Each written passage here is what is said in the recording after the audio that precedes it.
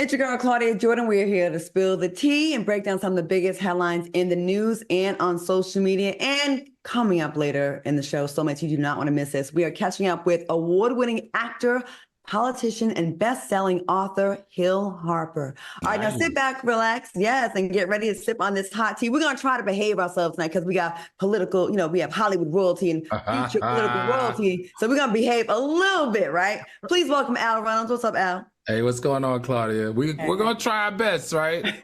Oh, we'll see. We have tried before and failed, but we're going to try. And please welcome Marlon Wayans. What's up, Marlon? What's going on? Yeah, we're going to try today. I got my turtleneck on, so we're going to keep it real studious in the studio today. I see no one's showing their chest out. Yeah. You really were a turtleneck because we had a political guest. Yeah, we keep it real studious today. Because Armand be coming full thought mode with the whole chest out, nipples showing, nipples out, showing hair. Right. I ain't never, this is his going to court outfit right here. I never Right. That or church. Yes. We got to keep professional today. Oh, Lord. Well, at least we killing me, brother. You love it, Al. You love it.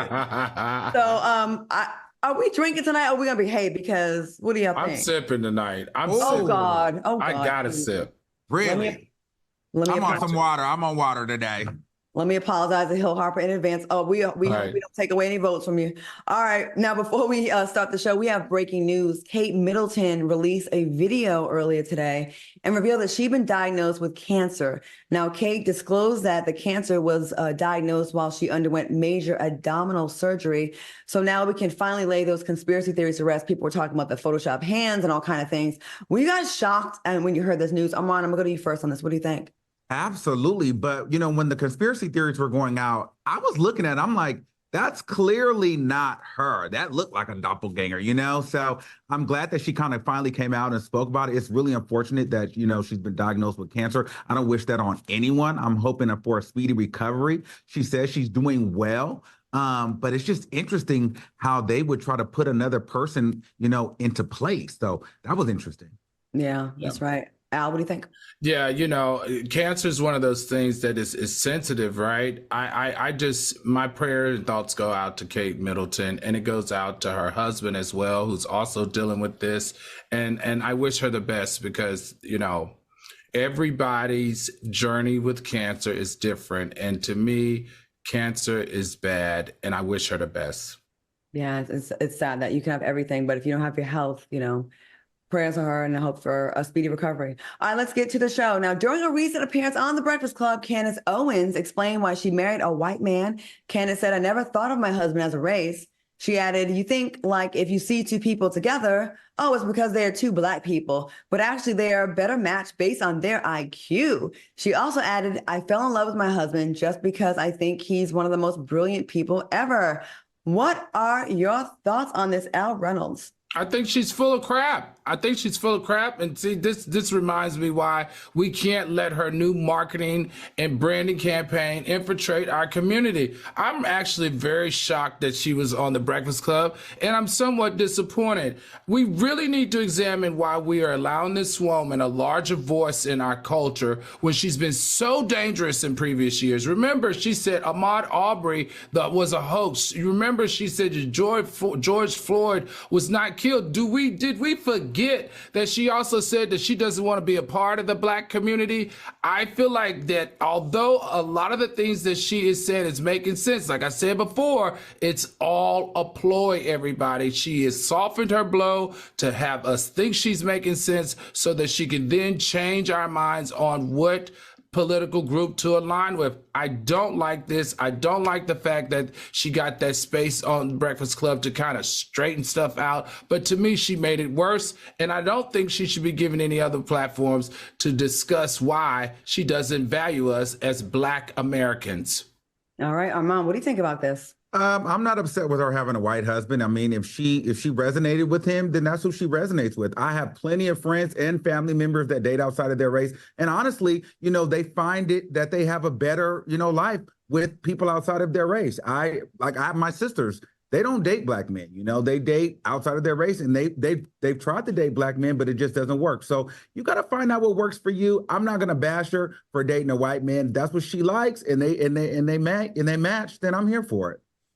Of course, I cannot be crazy if I said I had an issue with her dating a white man. Consider my mother is white, I wouldn't even be here. But I will say this: I also don't use my voice, my platform, to then bash Black people. And this woman, it kind of makes it like us look at that. I think if she didn't do that, we wouldn't look at that. I wouldn't even care. Be like, whatever, date who likes you, because I do know it's hard in these streets. I've been trying it with y'all brothers, and I'm just the dumb one who hasn't given up yet. But I'm gonna keep on going. But as far as her, it's just like it just hits differently because. Candace Owens, if you look into her past, when she was a young girl, she needed the help of the NAACP for racism. And got it. Got it. And then turns around and then turns her back on the same community that had her back and supported her against that racism. So with her, it's a little bit frustrating. And I got to say this to the Black men that are choosing to prop this woman up, because I'm only seeing brothers do it. I'm seeing the Breakfast Club do it, and I'm seeing Joe Biden do it, which I'm super shocked. Yeah. No one is taking this woman to task on these interviews. I'm tired of these softball interviews with this woman who said outrageous things about your people. Outrageous things. Now, she does have a lot of points. She's not dumb. She's going to be right sometimes. She is. But I feel like the way she uses her intelligence, much like sometimes I feel Omarosa, is a tool of the white man to make us look bad. It's like these Black political pundits that get on these Republican platforms and they take joy in pointing out our issues. It's almost like a family, right? Like we a family, right? If I publicly point out what you have done or you've done to others, that's one thing as different as us at a cookout talking amongst ourselves. Al, I don't like when you did this. Armand, can we work on this? Yeah. It's different, right? And it's like you're doing it in front of company. And if you really are concerned about helping the Black community, I feel like she could go about it in a different way, partnering up with Black organizations, going to the Black community, not being so pointing your finger and being so negative, because that's the part that makes us get on our nerves. That and the fact that you refuse to do your hair, Candace Owens. Please. So let me ask you, do you guys think that she doesn't like Black people? Because, we're talking about her having a Black husband. So, what does any of that have to do with her having a white husband? Excuse me. Well, let's be very clear, Amon. You have to have tracked her. She said that she does not want to be a part of the Black community. Yeah. Period. Okay. Period. This has been her mantra for a long time. That's the Candace Owens that makes your skin cringe, crawl. And it's just interesting to watch our Black platforms give her a voice in Black spaces where she said, A, they're not good enough, not smart enough, don't want to be a part of, all of that. I'm just really confused in it all. But this is what I will say. We need to scale it back, especially during election season on our Black platforms that influence the Black community. And I feel like her answer about why she chose a Black, and to me, this whole story is not about her having a white husband. That's the smaller person. Right. Okay. The fact that she said I date on my IQ. Were there no Black men that you met along the way that had a high IQ? It kind of gave to me. And I'm protective of a Black woman, but I'm also protective of a Black man. You will not shade the Black male community and say that you just could not find a Black man with the IQ that could match yours. Or maybe their IQ was so high that they knew not to date you because that would be reckless. Wait a minute. And then let's talk about IQ, sweetheart, because you didn't even finish college. You dropped out. You dropped out of college. So had you stayed in college, you may have met a Black person with an IQ in that college. You're the one that didn't finish. Well, maybe I could try to get her on College Hill. She could get her certificate like I did. Or maybe you guys can get her here. And let's get into some things. I'm going to have to have a lot of again, the Black community is not without criticism, okay? There's a lot of places that we could do a lot better. My thing is, again, being equal, keeping the same energy. I never hear her go in on the white community. Maybe I don't listen to her enough, but it's always Black. And one thing racist white people love more than anything, almost more than mayonnaise, is watching Black people tear each other down. Black people publicly. They love it and they salivate, and that's why you're making so much money. Yeah. But to your point, real quick, I know we got to go. I think you made a lot of sense because I see a lot of Black people, even us here on the show, we're like, because I found myself like, I'm kind of liking Candace Owens now. So that could be a manipulation tactic to get to us. You know what I mean? Like now we see her on the Breakfast Club. We see her on Joe Budden. Oh, no. We're agreeing with her more. She has this rebrand, but just to get in position and throw it all back in our face in a year from now. You know, I don't mind her on those platforms, but don't pander to her. Like, don't have more smoke for Black representation than you have for her. That's what irritates my soul. Like, don't give her a softball interview, but then give like a Kamala Harris a hard time over every little thing. That's what pisses me off about our community sometimes. We're so critical of, she ain't this, she ain't Black, she ain't this, she. Please keep the same energy for both sides. And I just see a lot of tiptoeing around the right now. I don't know. I don't like it. We're going to keep the same energy here, though. I promise you that. In other news, a man is going viral after stating that majority of today's broken homes were caused by men. Check this out. You have a lot of men, i.e., fine, you didn't marry either one of your baby mamas. So that's a product right in itself of a broken home created by a man. So a lot of, let me finish this. What I'm saying, a lot of these women don't choose these things. They're given the cards and they play the cards right. But all right, fellas, what are your thoughts? Armand, let's go to you first on this. Oh God, it was gonna come to me. This is another queen pandering for views. Let me tell y'all something. Y'all love to prop up a queen when they pandering, child. But any other day is don't speak on women's business. You gay men need to be out of women's business until they start that pandering. Let me tell you something. I don't agree with all of this sometimes. That's just my thought. I think that this is a pander. I don't want to hear no gay men. If that's the case, if gay men can't speak on women's business, I don't want to hear gay men tell straight men how they're horrible husbands and horrible men to their women. I just don't want to hear it because I don't feel like they are.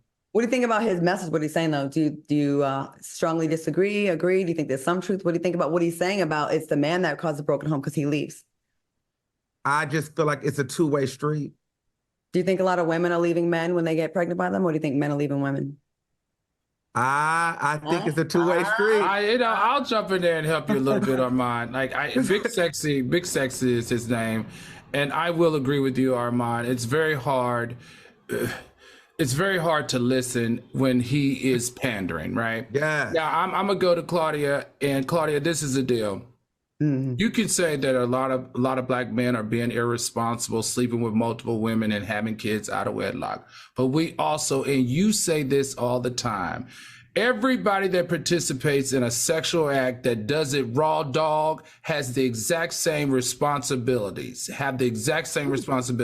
So if you are out here as a woman, raw dogging with men, and opening yourself up to be pregnant, then you have to open yourself up to the consequences of what's going to happen afterwards. The same way with men. If you're out here raw dogging with women and you are having babies with women, you need to take the responsibilities that come with the actions that you have made. And that's where I stand on that. I don't think that you can point and say it's a man's fault or a woman's fault. They both laid down together. They both decide to have unprotected sex together. And unfortunately, he can't decide what she does with her body. If she decides to have that baby, then the two of them need to come together and take the responsibility for not being responsible earlier. And that's where I stand with it. Okay, I think we're talking about two different things because I will not argue or disagree with you on the biology of how we make a baby. Yes, a man and a woman have to come together and both be irresponsible, or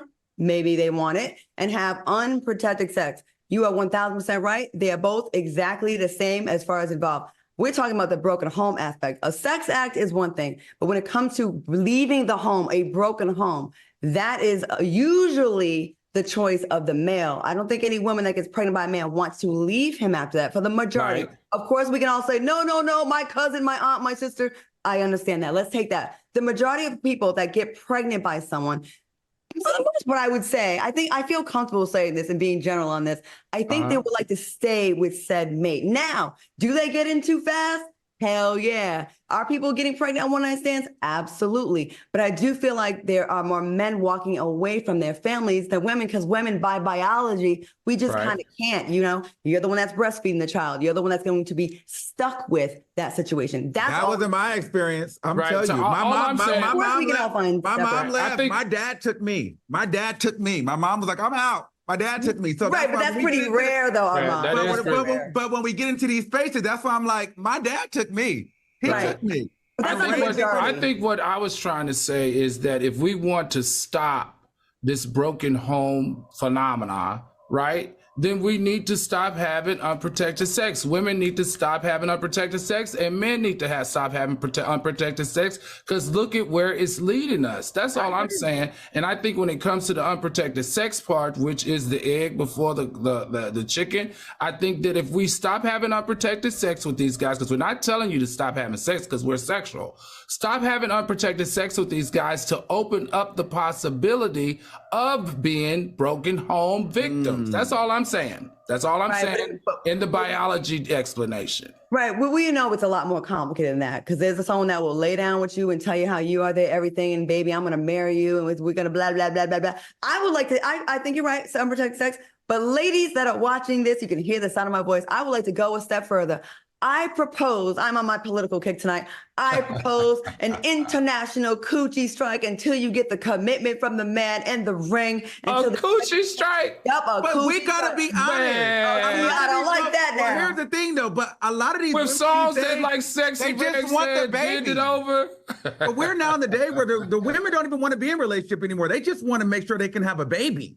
That's what's happening these days. These people don't want the man. They just want the sperm. Oh, I want no sperm near me. Absolutely the hell not. Keep that stuff away from me. I like these modern women just want the kid.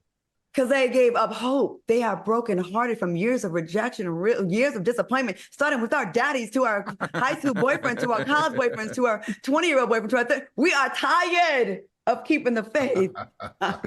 Y'all need to wrap it up. We are wrapping it up, and y'all need to I mean wrap it up with a cock. Oh, yeah, the producers tell me to wrap it up, too. All right, keep it locked, because coming up next, we are catching up with actor and politician Hill Harper, and later find out who Soulja Boy owes $10 million to. Oh, my God. We'll be right back.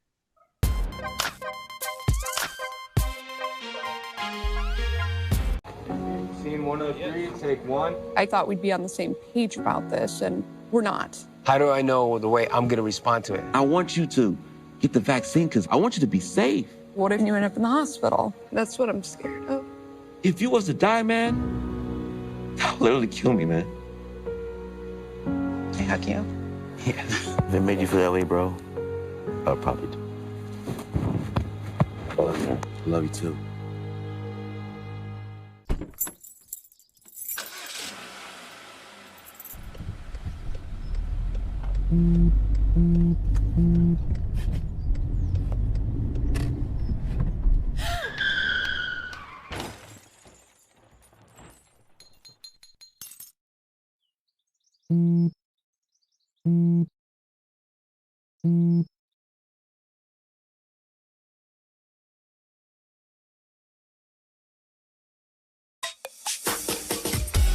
This one's for the real ballers and shot callers, the sisterhood of women in tech.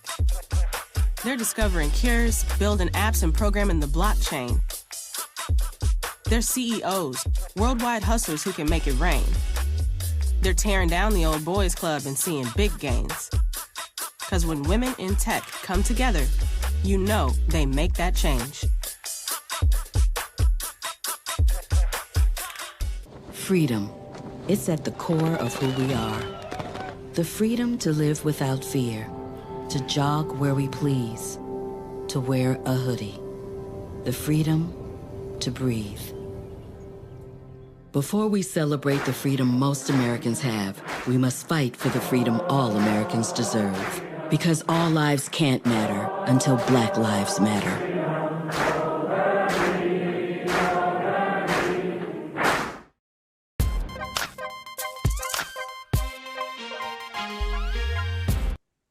Welcome back to TGIF. All right, y'all. Tonight we're discussing politics, fatherhood, and the importance of sacrifices with an award-winning actor, author, and activist. This man has a huge future ahead of him, as well as a very accomplished past. Please welcome Hill Harper. Hey, Hill. Hey, everybody. What's up? Hey. What's going on? Welcome. Great to be on. Great to be on. Listen, I know you are extremely busy, and I am excited to be here. Everybody knows, like, when we talk politics, that is my thing. So, first of all, how are you doing? I'm doing great. I'm doing great. You know, this is the first, I'm running for the United States Senate. As you all know, there's only been 12 Black senators in the history of this country.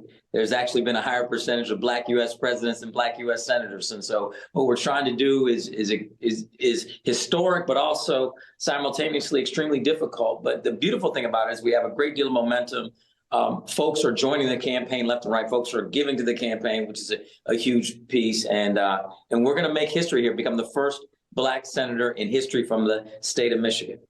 We are definitely looking forward to it. So let's get into this interview because we have a lot of questions for you. Now, Hill, you've made your mark as an award-winning actor, author, and philanthropist, but you're now delving into the field of politics and, like you said, running for U.S. Senate. What inspired you to transition into the space of dirty politics? I know there's already some shenanigans going on. We're going to get into it in a minute. But what made you want to make that change?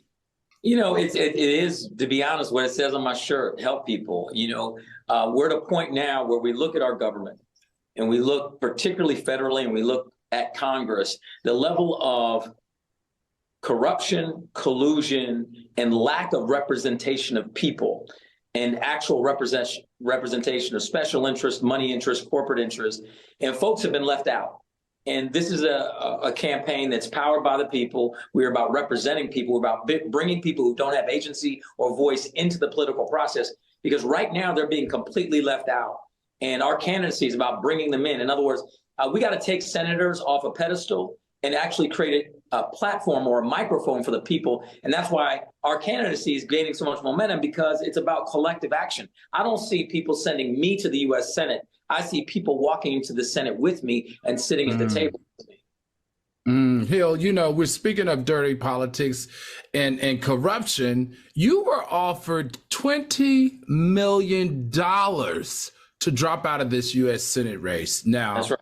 You know, most people, I have to think about this twice, would have accepted that generous offer, but you vehemently declined it. Can you please tell us why it was so important for you to walk away from $25 million? Well, let's be clear. It was $20 million to drop out of the Senate race and target a candidate that particular group wanted to take out and target. In other words, drop out of my Senate race against someone that they support, so they would get a twofer.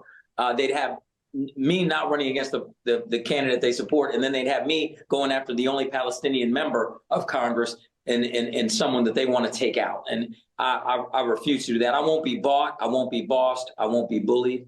And we got to get money out of politics. I mean, the fact that someone can even make that offer shouldn't even happen, right? And so that's why we got to get rid of Citizens United, which to me was the reaction to the Obama presidency, was the passage in support of Citizens United, which basically, for folks out there who may not know, it allows the unlimited, unfettered dark money to come into politics so that a special interest group like the one that made me that offer can make that offer.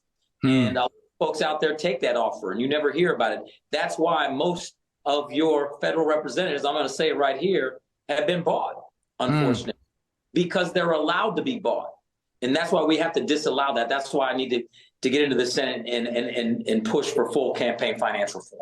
Hill, I want to jump in real quick. I know, Armand, you have a question, but I just have to follow up with this because I think it's really important. So can you speak on who offered you this money? Are you at liberty to say? Because $20 million to have pockets like that, was that from the Democratic side or the Republican side? It was the Democratic side, and it was a group. Folks can look it up. I mean, at the end of the day, I moved past that and it happened, and now it's about moving forward. To me, when we think about it, whether it's the NRA, the gun lobby, big pharma, big oil, AIPAC, we can talk about all of these different groups. The point is that big pharma spent $375 million on electoral politics and candidates in 2022. They'll probably spend 450 or 500 million in 2024 to influence the outcome of elections for candidates that they stack their pockets. And this is why people don't feel represented. So it's not really, the offer that I got is really just one example of a much bigger problem that is rampant throughout our federal representation or so-called federal representation. That's why, if folks really are happy with what they've been getting, this is what I say all the time, because someone asked me this question last night. I said, if folks are happy with what they've been getting, then they should not support me, because I'm about change. I'm about changing the status quo, about getting money out of politics, about representing people, not super PACs. The Constitution, the first three words are "we the people," not "we the super PAC." But right now it's the super PAC that's winning. Well, shout out to you for sticking to not going against Rashida Tlaib, the only Palestinian member in Congress. And I feel like that says a lot about your character. Go ahead, Armand. I'm sorry about that. No, no worries. No, we're getting into some things. So here's my question. When it comes to politics, many young people are like, they're disengaged because, there's a lot of selling of dreams made by politicians. So what are some ways that you're planning on instilling the trust back into the political system? You're absolutely right. It's difficult because folks have been sold hope, change, nothing changed. Then they got sold Make America Great Again. America got worse. And so you're like, I can't believe anything someone says. So the way I do it is about, what my grandmama used to say. She's like, I can show you better than I can tell you. And so our campaign is showing people exactly what we would do. For instance, you may or may not be surprised to know that less than 1% of the staff, the legislative aides, the researchers on congressional staffs are African American. 0.5%. So the people who are doing the research, the people who are actually helping craft the legislation, and people feel like, why? So as an example, my staff will be fully represented by young people, by people of color, by women, by non-binary individuals, by folks who identify differently. We're going to have this fight and push back against diversity, equity, inclusion will not come to my Senate doorstep, because you will see the united colors of Benetton in the Hill Harper U.S. Senate office. And I'm talking about the idea of inclusiveness, getting rid of the divisiveness, the idea that what Dr. King said, we're all tied together in a single garment of mutual destiny. That means that no matter how well Claudia is doing, or Al's doing, or you're doing, if you're not doing well, then I'm not doing well. We're in this together. And the more we start understanding that and then start acting accordingly, particularly in our governmental representation, the more we will help people. And that's what we fundamentally, the government is supposed to be helping people. And right now it's not. Speaking of the government, I want to ask you about fatherhood, but I have to ask you this first. The Democratic Party, of course, I'm a Democrat, you are as well. I speak about this on the show all the time. We do not do a good enough job about bragging about the goals, the things that we have accomplished. And this is something that's been kind of woven in the fabric of the Democratic Party. We're just not good at bragging about the things that we have done. Any thoughts on that? Because I feel like the messaging is getting out from the right about what we're not doing, but the stuff that we are doing is getting lost in the sauce. But if you really, only political nerds and people that are really actually politically savvy, the average person isn't really hearing the message of the positive things, right? The stock market, all-time high, unemployment, record lows, wages going up, but no one hears that. They just hear democracy. The average person might not know what democracy actually means. What do you say to that? Well, that's a great example that you just gave of the opposition is often very good at naming things, and it sounds really good. Like they come up with these lines that are great. For instance, right to work. Right to work sounds good. Everyone wants a right to work, but the problem is that means it's crushing unions, collective bargaining, and not being able to raise wages the way we want them to. So we want to get rid of right to work, which we got rid of here in Michigan. That's why in the U.S. Senate, I want to pass the PRO Act and stop sending our dollars, our tax dollars, to right to work states, as an example. But that would sound good, but it's not good. And so the one thing, you made a great point about record unemployment rates. Someone asked me about President Biden's messaging, and I questioned. I was like, who came up with this term Bidenomics? I mean, first of all, you don't know what it means, and secondly, it almost sounds like inflation, or it sounds like it could be bad. What I said, he should be running around saying is Joe Jobs. He's Joe Jobs. He's had 2 years of record unemployment, of lower unemployment than any other 2 consecutive years of any other president in history. And so all he has to do is keep it simple. I'm Joe Jobs, baby. I'm Joe Jobs. And people can hear that and understand it. And so I think you're absolutely right. The type and quality of messaging is very important. Make it clear and simple what you want to do. I try to keep it very clear and simple about what I want to represent: the people, not the party, not the super PACs, not the big donors, but the people. And people understand it, I think. They get it. And that's what they actually want. Well, we're glad we have people like you that get that. Hill, switching gears outside of politics, you're an educator, cancer survivor, and most importantly, a devoted single father to your adopted son, Pierce. How does it feel to break those stereotypes? And what made you consider and actually go through with adoption? That's all God. So God's hands was all over that.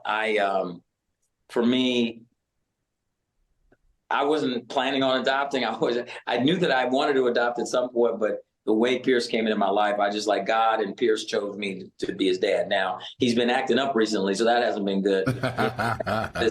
He got sent home from school the other day. You know, it's not easy out there being a single parent. I'm doing the best I can, but he's got a lot of energy. He's not really built to sit still in class. That's the thing. I got to find one of these schools that just lets the kids learn as they're running around. So, but having him sit down still in class is not. I don't think that's the move. But he's a very, very high energy, a great young man, and I love him to death. Best thing that's ever happened. Hill, with all these hats that you're wearing and juggling all these roles, you know, as a working father, what are you doing for your mental health?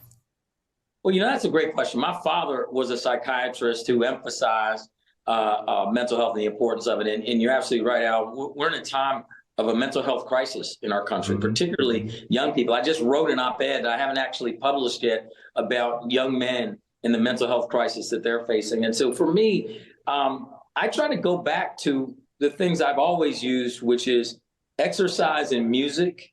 And but the problem is that running for the U.S. Senate, I haven't had a lot of time to do those things, you know. And but listen, it's a blessing to have the opportunity to represent folks. So running all over the state of Michigan, meeting people, and doing what I have to do, that's okay. And I just got to wake up in the morning and do some push-ups. You know, I guess I got to do that. You know, I mean, I don't look as good as you two brothers, so I got to get. Oh, that's a lie. You look great. Didn't you leave your role on The Good Doctor? Did you leave your role on a very successful television show for your U.S. Senate run? Is that true? Yeah, don't remind me, please. Don't remind me. Oh, you got to win now. No. Listen, to make the sacrifices you have to make to decide that something is so important. You know, I got into acting originally because I wanted to be like Harry Belafonte and Sidney Poitier and Ossie Davis. I wanted to be an activist who's an artist who's having impact. And, you know, the greatest way that I believe at this point in my life I can have an impact for the most people is to be one of the 100 people that have a say as to where that $7.3 trillion annual federal budget goes. It's the people's money, and the people deserve to be getting those resources. You know, every time I come home here in Detroit, I come down I-75, I have to get off, I come to a corner in the north end of Oakland and Owen. That community used to be vibrant. There was a place called Phelps Lounge.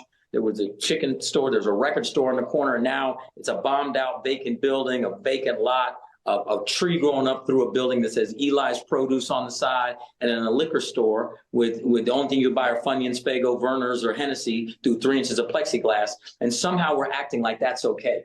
Where are the resources to go back and pour back in these communities? They're not there because there's nobody sitting at the table fighting for them and fighting for these communities. And I can make all the TV shows in the world, but that's not going to help get the resources back. Now, maybe give somebody a nice escape and say, yeah, he made me laugh. But did I really help their community?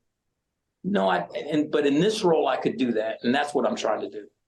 I'm not going to let you go without bragging on you because we are friends and I definitely know you, and you're being extremely humble right now. Hill Harper went to Brown University, Harvard University, friends with Barack Obama, played basketball with him. Who's a better basketball player, you or him, real quick? Close. I mean, I'm sure many of you may in the movie He Got Game. I was playing with all pros in that movie. Ridiculous handle. I mean, come on. And he's also older than me. So, I mean, it's not even level. You have to be kind. You have to be kind to your elders. You have to okay. Well, you know what? I see. You seem very presidential, and I think the fact that you left a very successful acting career and then you want to do this for the people. There is a lot of times it can be a thankless job being in politics until you see your policies actually working. So the fact that you're doing this, I tip my hat to you. I just want to say next weekend I'm hosting with Melody Hope Mimosas with Melody. This is an event for you in Atlanta. So please come out. I'll post a flyer up. I need the community to come out and support Hill Harper. There's not many people that are doing what you are doing right now, and to walk away from such a great job to do this and to serve your people. So I have nothing but respect for you. So before we let you go, how can the Soulmates support your campaign? How do we donate? How do we help you? Thank you. Soulmates, the greatest way you could support would just to go to hillharper.com and do a low dollar donation. You know, I mean, those of you who have capacity to do more, that would be huge. But $2 literally makes a difference. $5 makes a difference. And I'm gonna tell you where the money goes. The money's gonna go to hiring young people organizers all across the state of Michigan, because that's how we're going to win this campaign. I'm not the establishment candidate. I'm not the Democratic Party's favorite choice, because as you know, I'm not going to just do what their leadership says. So you know, because I'm not going to owe them any favors. And so, but I do need, just like Barack had a whole contingency of low dollar donors, I need that to be able to hire organizers all over the state. You know, folks, they're mostly young people making anywhere from $2,000, $3,000, $4,000 a month. And we need as many as we can everywhere. And it just is very expensive to compete on this level. And that's why there's been so few Black U.S. senators. You know, there's been a number of Black U.S. Congress members, or House of Representatives members, but the U.S. Senate is a very, very difficult nut to crack because of the requirements of the funding. So anything you can do to support at hillharper.com would make a huge difference in this campaign. We got your back here, Fox, so I'll make a donation as soon as we get off here, and I will see you next week. Thank you for spending time with us, Hill. We appreciate y'all. And when you become president one day, remember us. I'm just saying. Y'all get the first invitations to my U.S. Senate office. It's going to most likely be, and this is a good point, this is most likely to be in the Hill Harper building, who was called the conscience of the Senate. And that's where Barack's offices were. I think he was on the 7th floor, because the younger senators go straight to the Hill Harper building. And so you guys are invited to the Hill Harper building. I just need to get there. Okay, I jumped the gun a little bit, but we're going to go to Senate first, and then we'll talk about the other stuff. Okay. I got a little excited here. Okay. All right. Thank you so much. Thank you. God bless. All right, keep it locked, because coming up next is Erykah Badu beefing with Beyonce, and later Marlon Wayans has some child support issues. We'll be right back.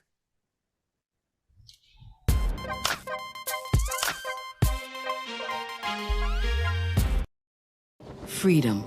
It's at the core of who we are. The freedom to live without fear, to jog where we please, to wear a hoodie. The freedom to breathe. Before we celebrate the freedom most Americans have, we must fight for the freedom all Americans deserve. Because all lives can't matter until Black lives matter.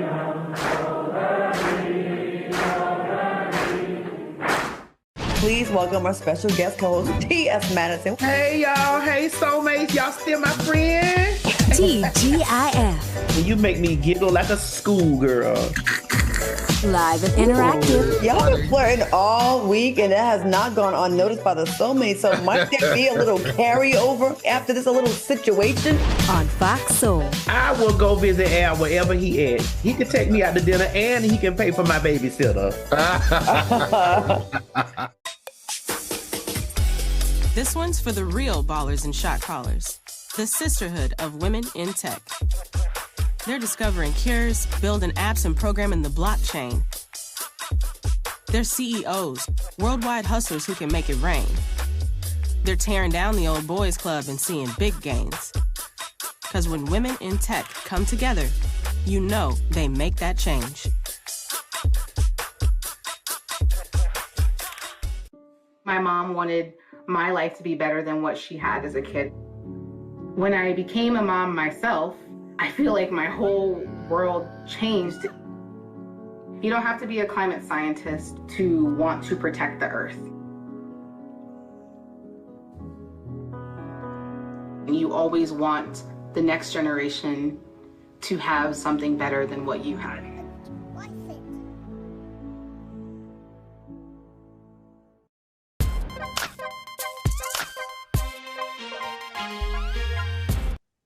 Welcome back to TGIF. All right, y'all, you know we got the hookup on all things to make your life better. So listen, eating better is easy with Factor's delicious, ready-to-eat meals. Every fresh, never frozen meal is chef-crafted, dietitian approved, and ready to go in just 2 minutes.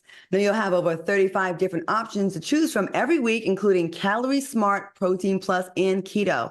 Also, there are more than 60 add-ons to help you stay fueled up and feeling good all day long. Now, what are you waiting for? Get started today and get after your goals. 2-minute meals. Fuel up with fast and Factor's restaurant quality meals that are ready to heat and eat whenever you are. pancakes, smoothies, and more. Discover a wide variety of easy options for the entire day, like breakfast, midday bites, and more. There's no prep, no mess meals. Factor meals are ready to eat and heat, so there's no prepping, cooking, or cleanup needed. Now, flexible for your schedule. Get as much or as little as you need by choosing your meals every week. Plus, you can pause or reschedule your deliveries anytime. Factor is the perfect solution if you're looking for fast, premium options with no cooking required. Sign up and save. We've done the math. Factor is less expensive than takeout, and every meal is dietitian approved to be nutritious, and delicious. Al, what are your thoughts? Listen, Al Reynolds, if you ever go out to eat with Al, Al will clean the plate. So I know you are excited about this. Are you ready to have these ready to eat meals? Yes. Listen, this almost sounds too good to be true. I don't have to cook it. I don't have to clean up. And it's good and it's nutritious. And, I'm trying to lose weight so I can pick according to what it is that I'm trying to do with my health. Hey, this sounds like a win-win situation for me. And if you're like me, soulmates who don't cook, you got to try it. I can't wait to try it. All right. Head to factormeals.com/T50 and use code T50 to get 50% off. That is huge. That's code T50 at factormeals.com/T50 to get 50% off. Promotional consideration furnished by Factor. All right, y'all, let's get back to some topics. Erykah Badu, all over the internet. Everyone's talking about this. Is it shade? Is it not shade? Now she's under fire after she reposted Beyonce's cover art for Act 2, which is a photo of the singer rocking beaded braids while holding a lit incense. Erykah wrote, Now, one person wrote, so many Black girls I knew growing up in the 90s rocked this look at one point of time. This is Black culture and it is not attached to one person. Another person wrote, we love you, Badu, but this look is reserved for all Black folks, not just you. Do you think Erykah Badu was joking by insinuating that Beyonce stole her look? Al, what do you think? The best part was how she asked Jay-Z to help her with the beehive that was coming for her. I remember it back from the 70s because of Rick James. So I don't even know what she's talking about in the 80s and the 90s. I remember it from Rick James. I think she's been a little hard. She's always been hard on Beyonce. Back up Erykah Badu because, we love our Beyonce and let her live. All right. Armand, what do you think? Is this shade? What do you think? What do you think? Even if it was true, there's just certain people you can't come against because the people will turn on you. Beyonce is one of them. So it doesn't matter who you are, Erykah Badu, you can't come against Beyonce because the general public will not be on your side. And you have to know, I don't really feel like it was shade on Erykah Badu's side. It probably was more shade on Beyonce's side because remember, Erykah Badu has already accused Beyonce of, copying her during wearing the big brim hats during the Renaissance tour. Right. So, Beyonce's the type of girl that I'm not really going to respond, but I'm going to respond. So, girl, you thought I copied you then? I'm going to copy you now, and you're going to gag. You know what I mean? And so you're just going to have to eat it. And so, I don't know. It's funny to watch. People got to stop thinking that they own a hairstyle or a look, like a middle part or a certain color. Like, it's like, is it meant for one person to have braids? And if we really want to really get into it, Rick James, rest in peace, could be the one that could be mad because he's the one that kicked this whole thing off with that exact look, and millions of girls in the hood, because I think my hair was like this when I was little for like 5 minutes. All right, keep it locked because coming up next, Soulja Boy is in hot water, and later we answer some T-mail. We'll be right back.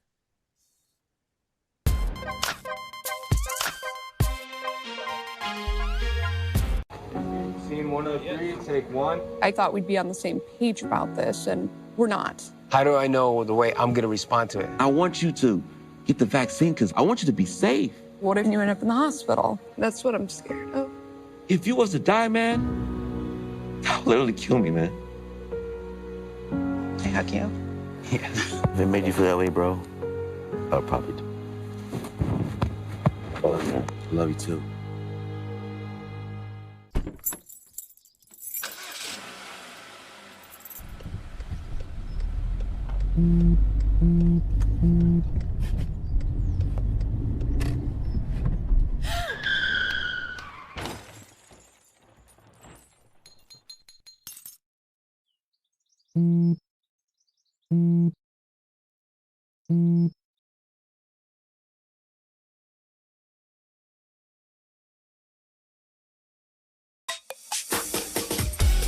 This one's for the real ballers and shot callers, the sisterhood of women in tech. They're discovering cures, building apps, and programming the blockchain. They're CEOs, worldwide hustlers who can make it rain. They're tearing down the old boys club and seeing big gains. Because when women in tech come together, you know they make that change. Freedom. It's at the core of who we are. The freedom to live without fear, to jog where we please, to wear a hoodie. The freedom to breathe. Before we celebrate the freedom most Americans have, we must fight for the freedom all Americans deserve. Because all lives can't matter until Black lives matter.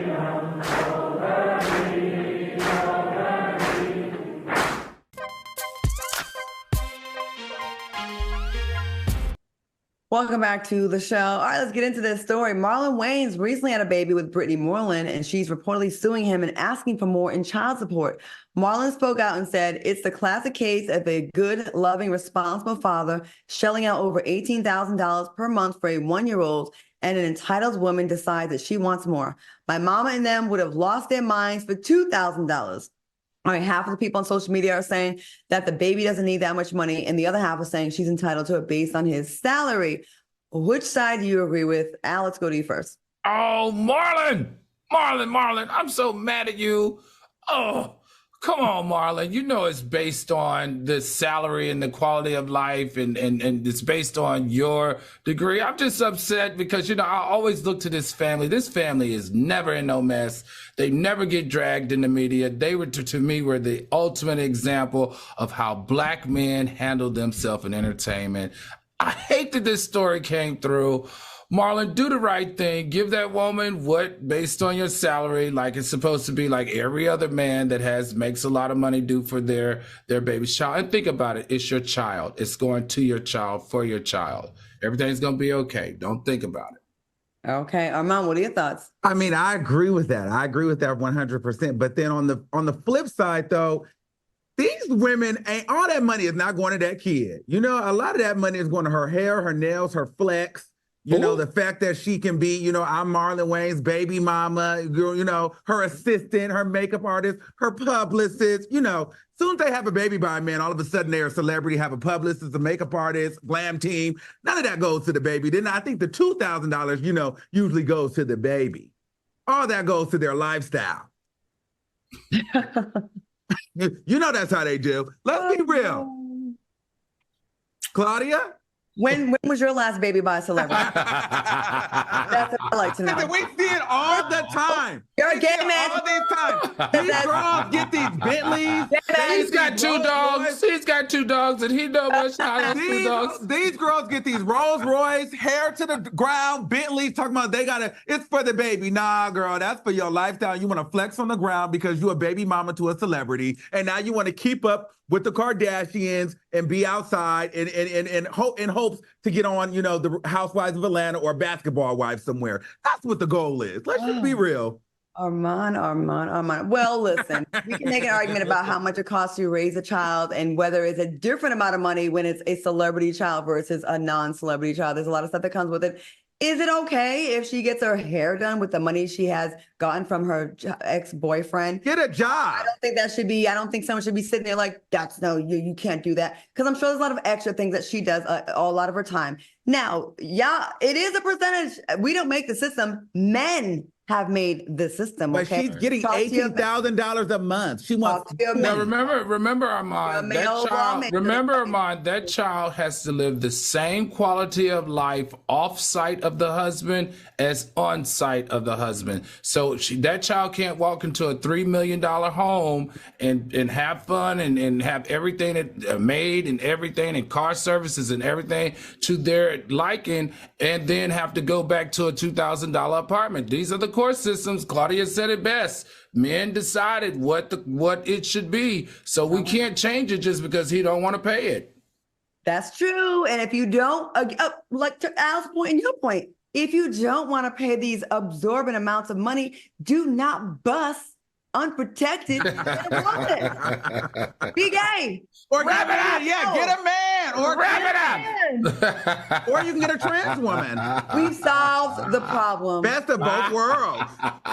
Did you say get a trans woman? Yes, the best of both worlds. There you go. Replace us. Go ahead. Go right ahead. Speaking of money, it's been reported that Soulja Boy was recently ordered to pay $10 million to a woman he allegedly sexually assaulted and abused. Now, the Jane Doe also allegedly stated that he beat her so badly she miscarried. Do you think he'll pay up? And what do you think? Do you think Cassie has inspired people to seek justice in this way? I'm going to go to you first, Armand. What do you think?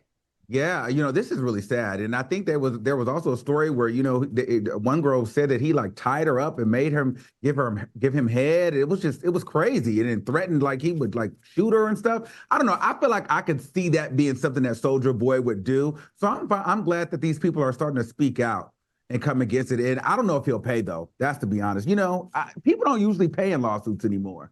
People are assuming that the Jane Doe is Nia Riley, the daughter of legendary Teddy Riley, since she dated him in the past. Now, Riley has also spoken out publicly about Soulja Boy abusing her and that he allegedly beat her so badly that she miscarried. So people are saying that it might be her. Now, a rep for Soulja Boy has denied the report. Al, what do you think about this story? I can't stand these types of stories. And I feel like if he did it, he needs to be held responsible, and he needs to not only pay money, but he needs to go to jail. Mm-hmm. I agree. What do you think is behind a lot of these? Do you think it's drugs? I think it's drugs. I think it's power. Oh wait, let's say allegedly. It's ego. Allegedly. Well, yeah, allegedly. I think a lot of these guys be ego driven, and I also think it's money and power, and drugs. Yeah, and I just feel like these guys get so much given to them so easily. So when they come across someone who's not giving it as easy or pushed back, they're like, who are you? Yeah. Who are you? You do what I say. I'm the one with the money. I'm your ticket, right? And you need to do what I say. And they take it too far. But when it comes to beating women, putting your hands, physically assaulting them, raping them, forcing them to do stuff like that, that to me is out of bounds. You gotta pay, and you need to go to jail. All right. I agree. We have an update on the transgender woman who was caught in the middle of a brawl at Rolling Loud. Take a look. I feel like it was transphobic because of the things that were said to me. They were accusing me of doing stuff on purpose. They were trying to get me to look like the person that was trying to aggress the whole situation, but they were the ones that attacked me first for basically no reason. What is your take on this, Al? What do you think? Listen, I wasn't there. I don't know how it went down. I will say this. I'm glad that she's okay. I'm glad that she defended herself. If it was transphobia in any way, I'm just saying, how does it happen at these, especially in LA, especially at Rolling Loud? Not saying that it can't happen. I just need another perspective, because one-sided stories, I always side-eye, whether it was one-sided story from a straight person, one-sided story from a gay person, one-sided story from a transgender person. I want to hear another side of the story, but I am glad that she's okay. I am glad that she was able to defend herself and continue to have fun at the concert. All right, Armand, what do you think? I agree with you there, Al. I have a hot take. Here's the thing. I'm just going to say this. I'm probably going to get canceled for this, but I think a lot of this could be avoided if we did support earlier transitions, because a lot of trans women go through this kind of stuff because they're easily identified as previous men. You know what I'm saying? And that's because they start to transition so late in life. They're not as passable, so they're set up for more bullying. So I think if we supported more earlier transitions, then maybe we wouldn't have so much, trans attacks. Because they'd be more passable. And also, I really want to be careful with, I think every time someone gets in a fight, a straight person gets in a fight with a gay person or a trans person, it's automatically deemed transphobia. And Al, I would like to know more, because you could start some stuff with someone and then be like, oh, they're transphobic. Now, if it is, it is, and we got to shut that down. But if it isn't, don't cry wolf when it's not. And that's what I want to know more about this. Yeah, me too. Shut my mouth, go to commercial. We're going to come back after this. We got some more tea after this. We'll be right back.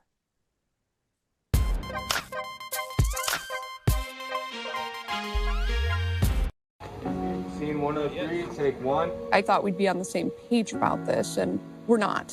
How do I know the way I'm going to respond to it? I want you to get the vaccine because I want you to be safe. What if you end up in the hospital? That's what I'm scared of. If you was to die, man, that would literally kill me, man. I hug you. Yeah. If it made you feel that way, bro, I'll probably do. I love you. I love you too.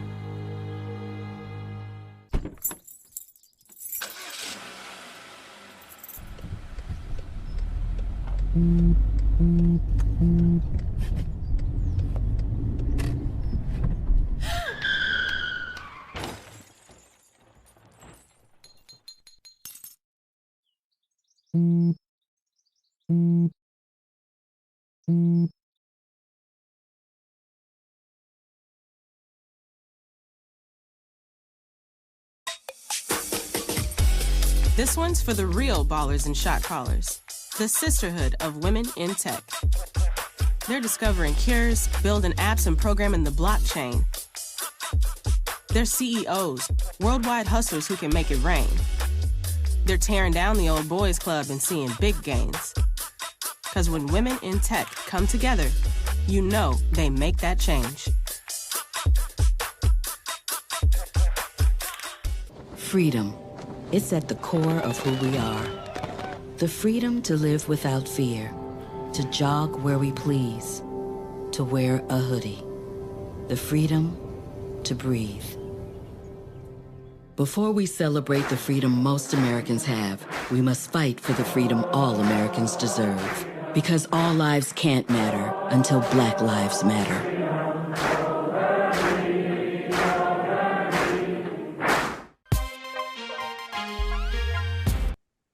Welcome back to TGIF. All right, it's now time for us to give advice to our soulmates who are dealing with crazy situations and may need a little guidance from us because we have our lives totally together. This is our T-mail of the day.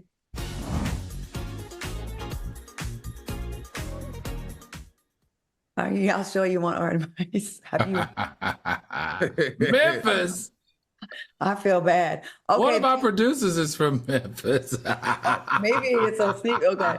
This email comes from Brian in Memphis. He writes, "What up, y'all? I need some advice. I always let my friend borrow my car, and I've always stated to him that if he's ever in a wreck, he has to pay the insurance deductible. Well, he wasn't in a wreck, but while the car was in his possession and parked, someone sideswiped it, damaged it, and broke the side mirror. But he's saying it's nothing, it's not his fault, so he shouldn't have to pay for it. Is this grounds for ending our 10+ year friendship? Or should I just take him to small claims court and have them figure it out?" Armand, let's start with you. First of all, you are wrong for letting anybody drive your car. I don't let anybody drive my car. I've learned my lesson with that. You should never let nobody drive your car. Out any circumstances, don't let nobody drive your car. But I personally feel as though, yeah, if he's not going to pay, then I would end the friendship. You got to give me something. Yeah, if it's in your care, I would think. You got to give me something. Friendships feel bad, like, oh my God, I can't believe this happened. Al, what do you think about this? Yeah, I just don't like this concept of ending a 10-year friendship over something like this. For me, at this age, if I lend it out, then I take full responsibility for everything. Just like when I lend people money, I in my head say they're never going to pay me back. Ooh. And I have to be okay with that. And even though they say they are, I'm not going to end a friendship because I knew they weren't. So if I get paid back, it's all gravy. But I wouldn't end a 10-year friendship over something like this. I would feel like you just gave me a big F you. Like you just told me like, you know, oh yeah, oh well, yeah, your car got messed up while I was with you. I would feel like you're kind of ending it with me because you're telling me I'm not worth the deductible. What is it? That's a deductible, like $500, sometimes $250. So I'm not worth it to keep things cool with me. Like it was ruined under your.